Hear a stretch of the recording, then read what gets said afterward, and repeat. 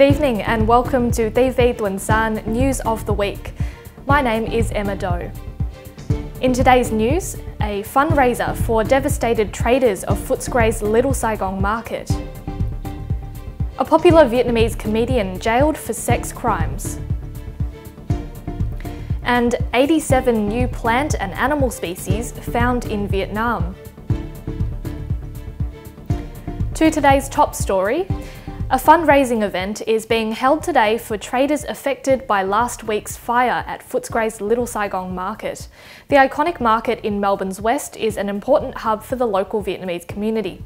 Fire investigators confirmed a fault in the electrical switchboard as the cause of the blaze, which took down the market last Tuesday.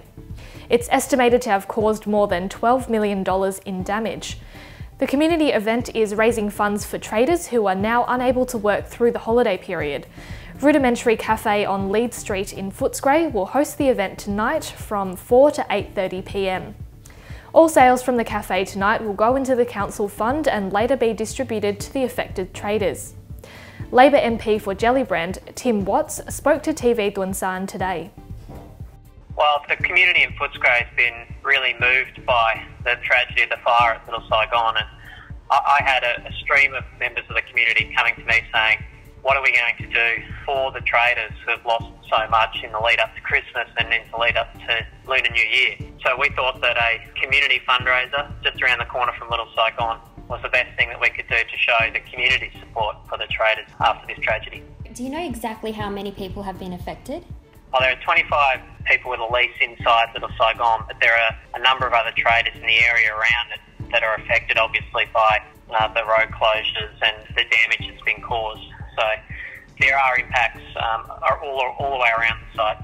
And why is the Little Saigon market important to you? Well, Little Saigon and the traders there are really symbolic of what makes Footscray great. They're part of our community identity. It's a bustling, diverse place, and it's somewhere where the whole community comes together over something we share a passion for, and that's food.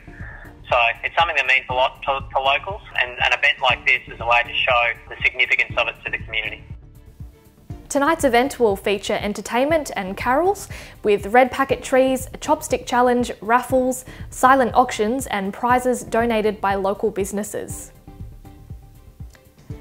Vietnamese entertainer Hồng Minh Quang, popularly known as Minh Bao, has been sentenced to 18 months in a Californian prison for sexually assaulting a 16-year-old boy. The entertainer has been held in prison on $1 million bail since March. In August, he pleaded guilty to having sex with a 16-year-old boy in California, who he met while holding an audition for a video project. The boy told police about the assault, and Minh was later arrested after police posed as a 13-year-old boy.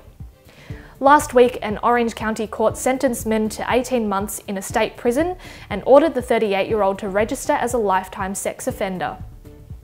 Minh Bao, which means Fatty Minh, is renowned for his stage, TV and movie comic roles and has his own theatre in Ho Chi Minh City. The United Kingdom is under fire from activists for failing to protect Vietnamese victims of trafficking, many of them children. According to figures from the UK's National Crime Agency, suspected Vietnamese trafficking victims are half as likely to be granted protection as other victims. Activists say the UK government has treated trafficking as an immigration issue rather than a human rights issue. Vietnamese people make up the second largest nationality of people trafficked to the UK. In 2015, the British newspaper The Guardian conducted an investigation, estimating that about 3,000 Vietnamese children were caught in modern slavery. Vietnamese trafficking victims are often lured to the UK with promises of work, but instead become locked into debt and forced into cannabis farms, brothels and exploitation in private homes. A lawyer at the Migrant Legal Project told The Guardian that he saw many Vietnamese children working on cannabis farms who were not identified as victims of trafficking. Instead, these children were classed as offenders and deported back to Vietnam, often with psychological and medical conditions. With a lack of reintegration services in Vietnam, these victims are at risk of being lured back into the trafficking cycle. A Vietnamese man has been jailed in the UK for leading a cannabis growing operation.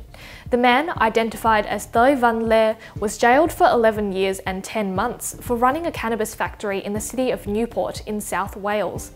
Le used an abandoned leisure centre in Newport and had equipment capable of producing £1.6 million worth of drugs. The judge said that Le exploited a group of illegal Vietnamese immigrants to run the operation. He had also played a leading role in a nationwide drug operation over 10 years. Lawyers for Le said he had been legally living in the UK since 1990 and had no previous convictions. Now to news in Vietnam. Vietnamese police have arrested a blogger for defaming top government officials. According to the state-controlled VN Express news site, 29-year-old Nguyen Yan Yum was arrested in the central province of Thanh Hóa. The state accused him of abusing democratic rights and attempting to damage the interests of the state. Yum had reportedly used his blog and social media accounts to post 700 videos that were critical of government and Communist Party leaders. Arrests of bloggers are common in Vietnam, where the government tolerates little dissent against the ruling single-party communist state. The Southeast Asian nation has maintained that only those who break the law are imprisoned and denies holding any political prisoners. A court in northern Vietnam has sentenced 2 activists to more than 10 years in prison each for attempting to form a pro-democracy organisation. Tran An Kim and Le Thanh Tum were convicted of attempting to overthrow the communist government by setting up a reactionary group in the name of democracy. According to various media reports, 67-year-old retired Lieutenant Colonel Kim was handed 13 years, while 48-year-old ex-soldier Tum was sentenced to 12 years. State-run online newspaper Vietnam Net reported that they must also serve 4 years of house arrest after their prison terms end. Vietnam has been warned of disease outbreaks in the aftermath of floods in the central provinces. The Ministry of Health has asked the health sector in the central provinces to carry out surveillance of diseases, including sending mobile teams to flood-hit areas. It also requested officials in the affected regions to provide chemicals for each household to disinfect the environment and water sources. The health sector is also directed to detect and handle contagious diseases such as diarrhea, influenza and cholera. According to state-run Toi Chat News, more than 110 people have lost their lives or gone missing after the major flooding since October. A Vietnamese bishop has spoken out about a new government law on religion that will require faith groups to register with authorities and seek official approval on their activities. At a meeting held by government earlier this week, Bishop Peter Nguyen Van Cam said the new law reflected the government's doubts about all forms of religion. The bishop conceded the law made some improvements to religious freedoms, but said he was disappointed that some suggestions made by local religious leaders were not put into the final law. Under the new laws, religious groups will have to inform authorities of their activities, which officials will have the right to approve or refuse. It will also only allow local religions to take part in preschool education, barring them from engaging with vocational training and healthcare. The laws will take effect at the start of 2018.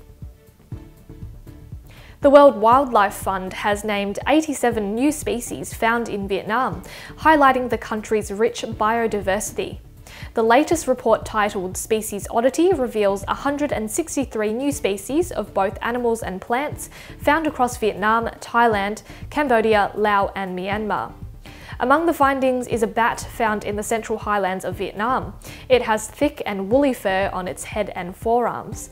In Laos, biologists found a snake dubbed the Ziggy Stardust for its rainbow-coloured head. A new species of newt was found in Thailand and has affectionately been called the Klingon newt for its resemblance to the same warriors in Star Trek. Many of the discoveries were made in the Greater Mekong area, which runs through Southeast Asia. Scientists are hoping to conserve areas in the region from a spike in infrastructure development, including dams and mines, which may threaten the biodiversity.